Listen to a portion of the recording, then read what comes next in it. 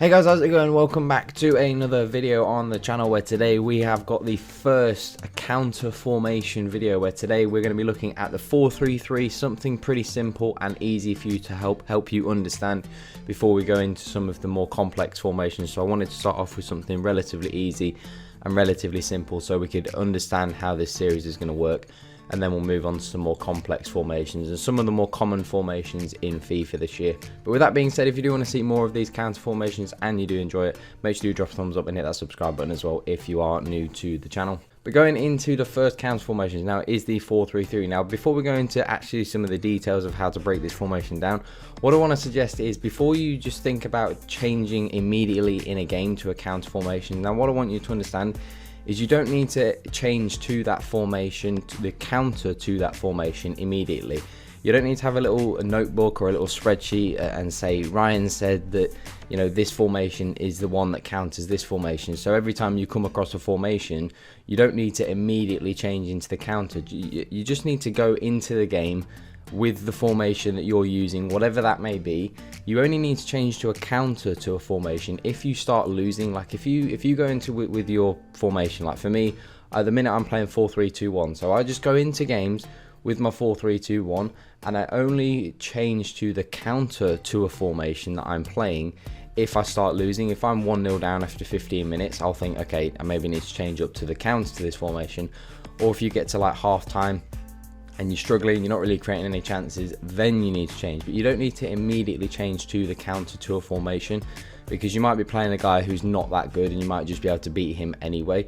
So the counter formations are only really relevant if you're losing in games, if you're losing early on, or if you're just struggling, if it gets half time and you're struggling, then you need to make a change. Don't just struggle through the whole game.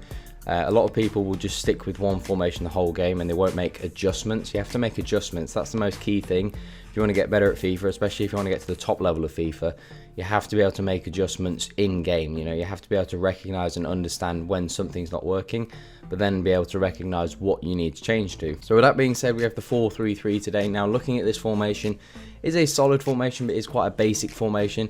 And the big weakness on this formation is the fact that there is no CDM. Now obviously is no cam as well, but we're only worrying about defensively because that's what we want to be breaking down. Now the big problem with this formation obviously is the fact that there is no CDM. So any formation that has a cam, a central cam, will be able to get around this formation. Now you might be saying, but you always say you want to use that central midfielder on drop between defenders, and that's exactly right. That's exactly what I would do if I was using 4-3-3.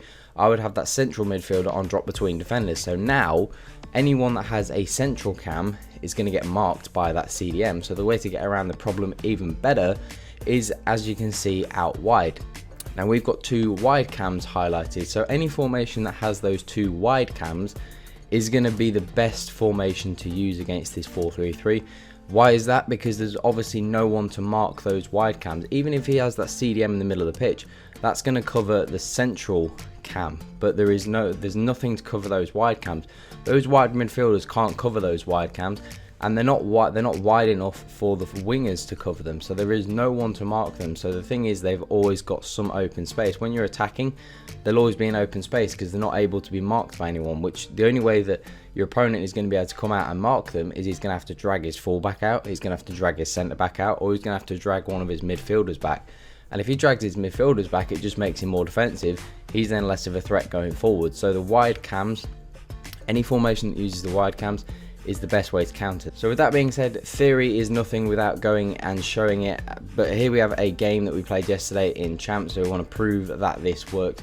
And it's also, this is proving it working in the same game. So this was me going into the game, and straight away you can see, and we've highlighted his three midfielders, and you can see we've got Mbappe, Garrincha and Neymar as our 4-3-2-1 that I am using.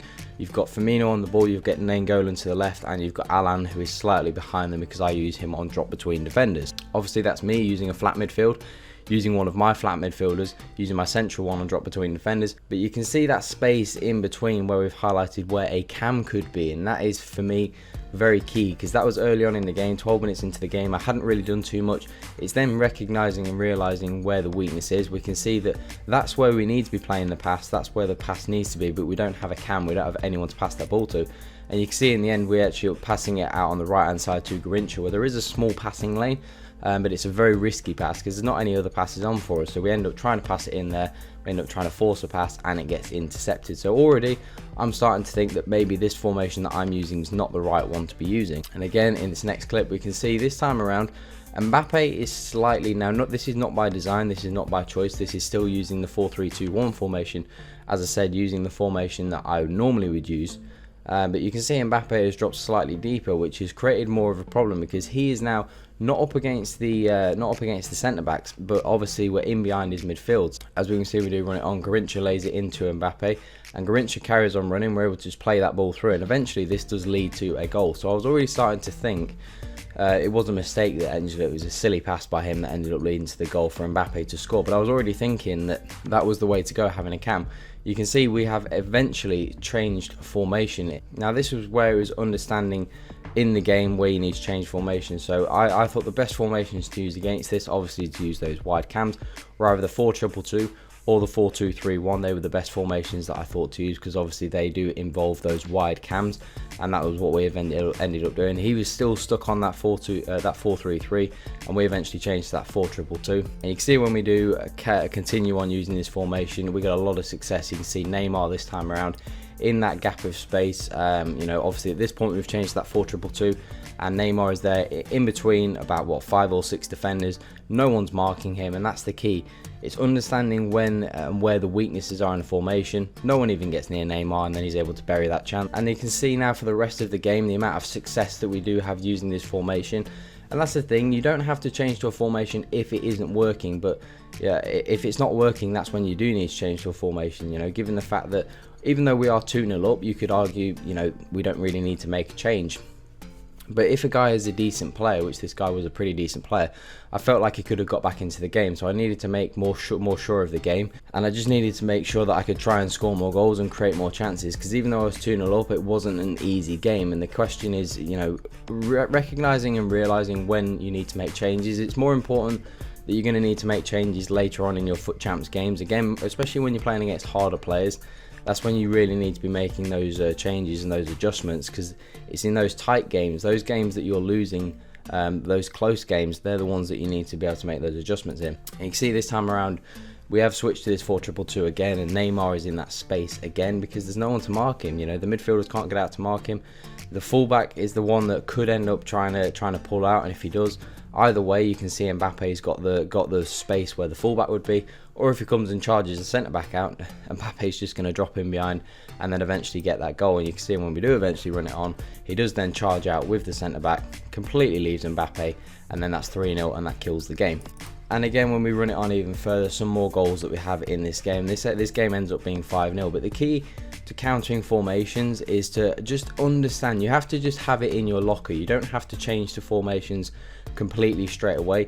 It's just something you have to have in your locker, especially in the tight games. If you're someone that's losing those close games and you want to know how to win those close games, being able to make adjustments and changes and counters to certain formations and certain tactics is what's going to take you to that next level. So if you did enjoy this counter formation video and you do want to see more, make sure you do drop it in the comment section which other formations you'd like to see.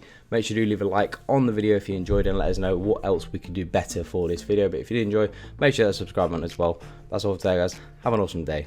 I'm out.